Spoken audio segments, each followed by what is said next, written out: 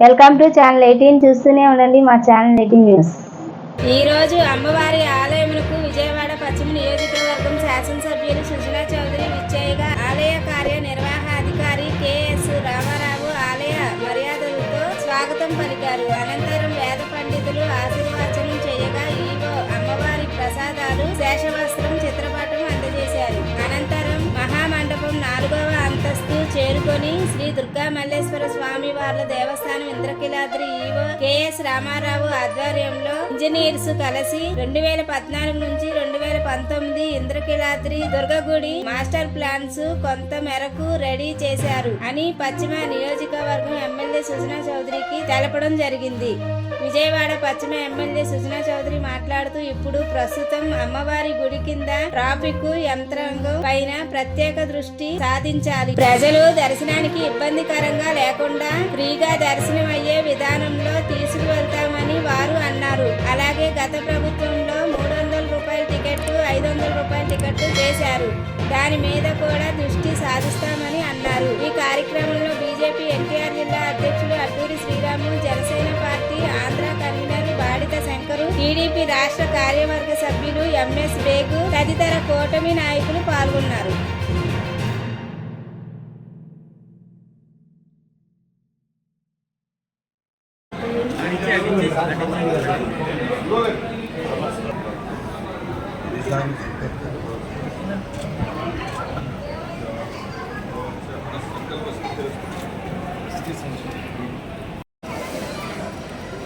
Okay అయిపోయిందా?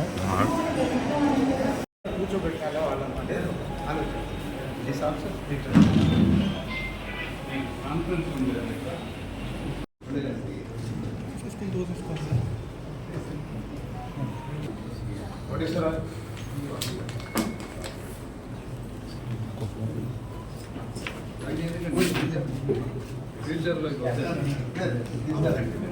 ఫ్యూచర్లో కాళ్ళు ప్లాన్ చేసి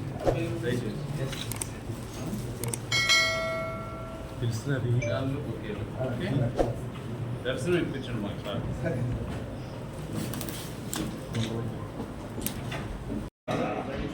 దీనికి మనం రివైజ్ చేసుకొని కొంచెం పెద్దగా నడవడానికి రోడ్ మధ్యలో లైట్స్ వస్తాయి. పక్కన మన ఏరియాస్ చెప్పుకోరామా ఇది అదే రోడ్లో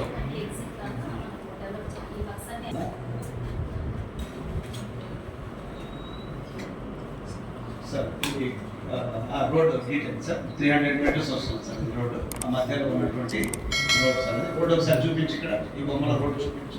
అది మధ్య sir elevated Q complex building మధ్యలో ఉన్నటువంటి రోడ్ సార్. దాన్ని రెండుగా డివైడ్ చేసి రోడ్ ఇన్నో ఒకటి అవుట్ చేస్తాం సార్. ఇది construction of new extent place ఉంది సార్. అది కూడా ఒకసారి పెట్టుకుని తర్వాత గ్రౌండ్ ఫ్లోర్లో మీ పెట్టుకుని 5 రూపాయల టికెట్ అందులో ఇచ్చి ఇప్పుడు కన్వర్ట్ చేద్దాం. 23 కోట్లు